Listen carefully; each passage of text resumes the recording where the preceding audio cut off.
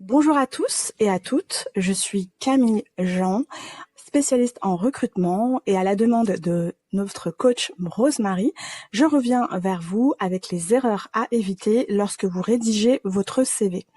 Alors, les 5 erreurs à éviter, parce qu'il y en a beaucoup, j'aimerais me recentrer sur les basiques afin que vous puissiez en tout cas écarter ce type d'erreur et pouvoir en tout cas prétendre à une première prise de contact avec un futur recruteur.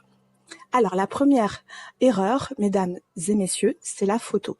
Lorsque vous choisissez de mettre une photo, vous devez prendre conscience que vous décidez également d'envoyer un message direct ou indirect à votre futur recruteur. Par conséquent, soyez smart. Choisissez une photo qui soit professionnelle. Évitez les photos de vacances, les photos que vous avez coupées et qui font référence à un événement, à un lieu dans un restaurant, etc. Ça se voit, on le voit tout de suite. Choisissez une photo que vous avez délibérément prise sous un fond unique, de préférence blanc, au moins il n'y a pas d'erreur, qui mette en avant votre visage avec un léger sourire. Évitez pour mesdames, s'il vous plaît, le maquillage surchargé. Évitez également les piercings visibles. Si vous avez des piercings, enlevez-les, ôtez-les sur la photo professionnelle, de préférence. Pour vous, messieurs, lorsque vous sélectionnez également une photo, assurez-vous que la photo que vous aurez sélectionnée soit une photo professionnelle, où vous êtes en tenue professionnelle avec une chemise ou encore un costume. Évitez également les piercings visibles. Si vous avez des anneaux, vous les retirez, s'il vous plaît. D'autre part, évitez également de mettre en avant, pour mesdames, votre poitrine. La photo doit s'arrêter au niveau des épaules. Force est de constater que de plus en plus aussi avec la recrudescence des réseaux sociaux, les photos sont floutées, sont filtrées. Vous oubliez ça. Lorsque vous choisissez une photo que vous avez prise sur votre réseau Instagram ou votre réseau Facebook ou autre, ça dénote que vous n'avez pas compris le monde du travail et les codes professionnels. Vous devez impérativement faire la différence entre une photo professionnelle et une photo de l'ordre personnel. Deuxième, en tout cas, erreur qui est le plus fréquemment vue sur le CV, c'est tout simplement les informations personnelles que vous communiquez. Évitez de mettre votre âge ou votre date de naissance. Ça peut être un élément discriminant. Vous ne savez pas si le recruteur recherche quelqu'un de jeune, senior ou confirmé. Évitez, s'il vous plaît, de mettre votre âge, de mettre votre, en tout cas, date de naissance. C'est quelque chose qui est de l'ordre personnel. D'autre part, évitez également de mettre des éléments qui sont relatifs à votre situation familiale ou maritale. C'est quelque chose qui revêt de l'ordre personnel. Le futur recruteur et votre future équipe n'a pas à savoir si vous êtes marié, si vous êtes divorcé, si vous êtes célibataire, si vous avez 2 ou 3 ou 4 enfants. D'accord ?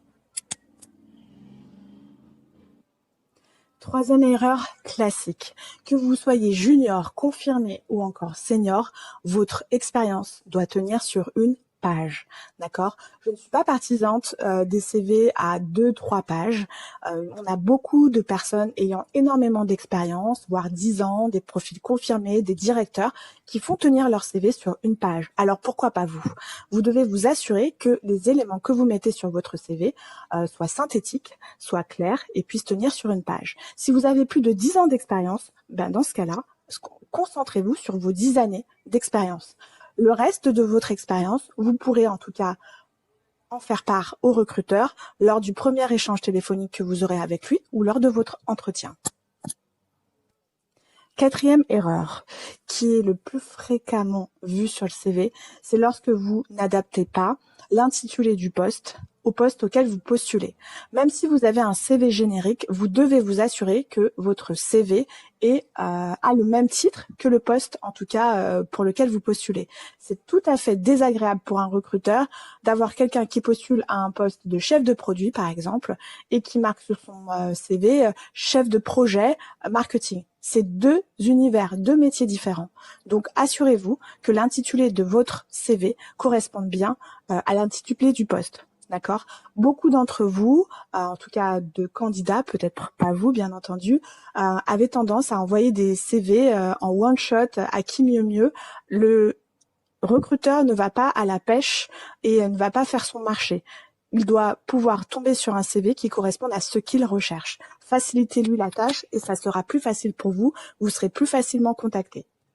Ensuite, la dernière erreur, la cinquième, la plus fréquemment en tout cas observée, c'est des dates qui ne sont pas cohérentes. C'est-à-dire, votre CV doit en tout cas relater les dates à laquelle vous avez pu occuper les différents postes que vous avez pu avoir lors de votre carrière. On vous demande pas de mettre la date au détail, mais au moins le mois, l'année et la date et le mois et l'année de fin. D'accord? C'est important.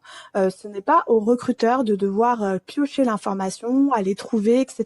Il n'y a pas plus désagréable. Vous devez mettre des dates qui soient cohérentes, d'accord, qui correspondent bien à chacune de vos expériences, en mentionnant s'il s'agit d'un CDD, s'il s'agit d'un CDI, s'il s'agit d'un poste en intérim, ou encore s'il s'agit d'un poste dans lequel vous êtes actuellement, d'accord. C'est important de bien communiquer ces informations au recruteur. Dès lors que le recruteur peine à comprendre votre CV, votre parcours, que les dates sont pas cohérentes, qu'il n'y a aucune date par exemple, next. Le recruteur, il va pas perdre de temps. Mettez toutes les chances de votre côté. Enfin, pour bonus, une autre erreur qui est très souvent, en tout cas vue, c'est de plus en plus les CV sont truffés de fautes d'orthographe et de grammaire. Si vous mettez du contenu, assurez-vous que ce contenu soit synthétique. On n'a pas besoin d'avoir tous les détails. Le recruteur aura le loisir de découvrir l'intégralité de votre poste lorsqu'il sera en face de vous à l'occasion soit d'un premier échange téléphonique, soit d'un entretien. Donc soyez synthétique et évitez les fautes d'orthographe. Pensez à vous relire. Au bout de 3 fautes d'orthographe, vous êtes écarté, tout simplement parce que en fait, ça traduit à un futur collaborateur qui peut-être ferait preuve tout simplement d'étourderie, quelqu'un qui ne se relie pas. Enfin, vous retraduisez aussi certaines de vos compétences dites soft skills et c'est important pour vous de vous mettre en avant.